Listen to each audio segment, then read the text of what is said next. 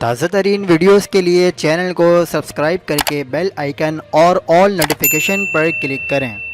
حق پاکستان نیوز کے ساتھ میں ہوں محمد جنید اسدی۔ پاکستان کے گیس کے ذخائر میں تیزی سے کمی ریکارڈ کی گئی ہے۔ اب گھریلو صارفین کو بھی گیس نہیں ملے گی۔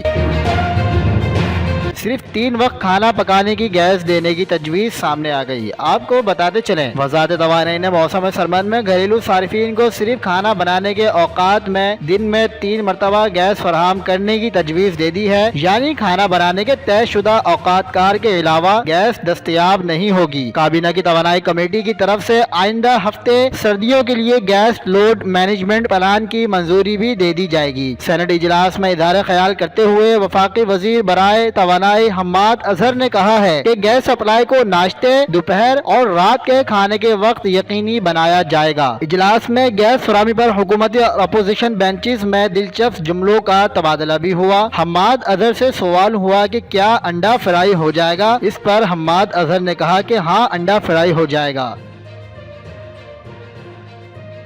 مزید خبروں کے لیے دیکھتے رہیے حق پاکستان نیوز۔